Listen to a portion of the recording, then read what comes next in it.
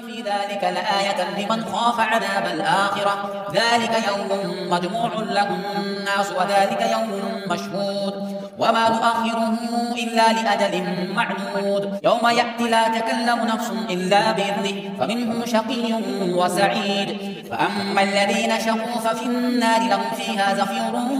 وشهيق خالدين فيها ما دامت السماوات والأرض إلا ما شاء ربك إن ربك فعال لما يريد وأما الذين سعدوا ففي الجنة خالدين فيها ما دامت السماوات والأرض إلا ما شاء ربك عطاء غير مجذوذ فلا تك في مرية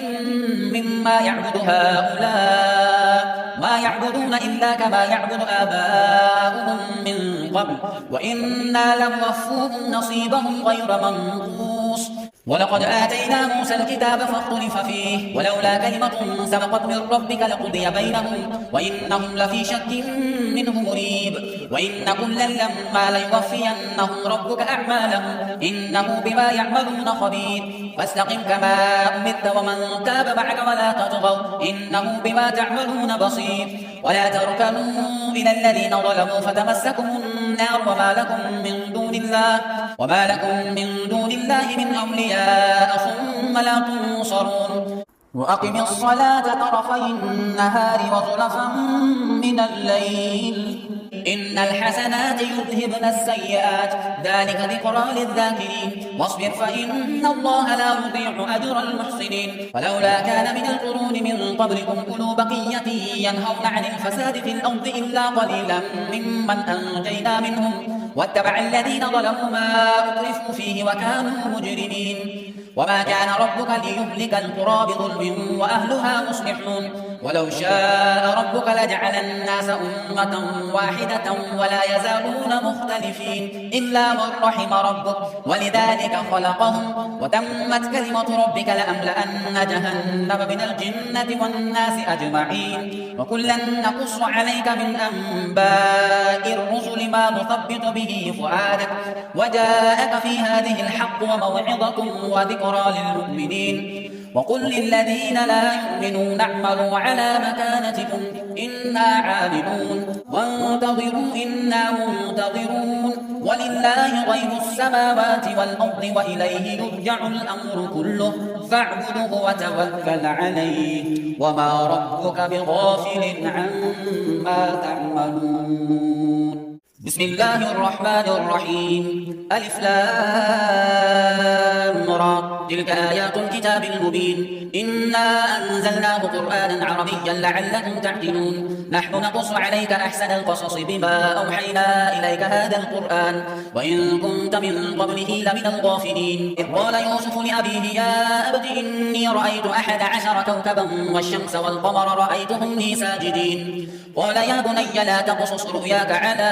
إخوتك فيكيدوا لك كيدا إن الشيطان للإنسان عدو مبين وكذلك يجتبيك ربك ويعلمك من تأويل الأحاديث ويتم نعمته عليك وعلى آل يعقوب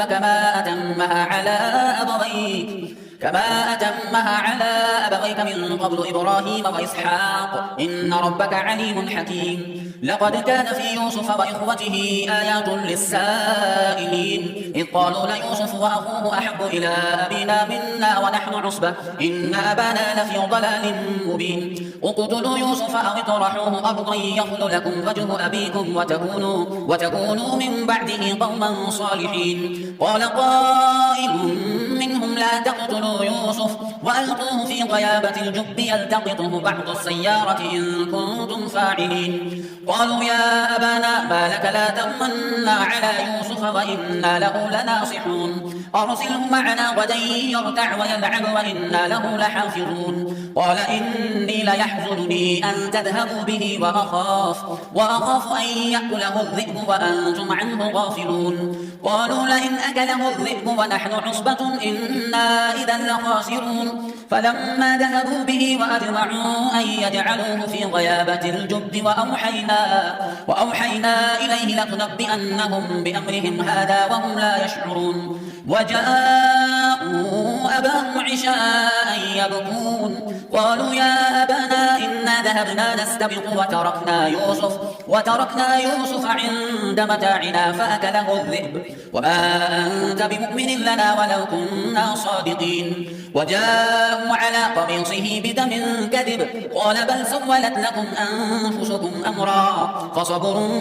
جميل والله المستعان على ما تصفون وجاءت سيارة فأرسلوا واردهم فأدلى دلوه قال يا بشرى هذا غلام وأسروه بضاعة والله عليم بما يعملون وشروه بثمن بخس دراهم معدودة وكانوا فيه من الزاهدين وقال الذي اشتراه من مصر لامرأته أكرمي مثواه عسى أن ينفعنا أو نتخذه ولدا وكذلك مكنا ليوسف في الأرض ولنعلمه من تأويل الأحاديث والله غالب على أمره ولكن أكثر الناس لا يعلمون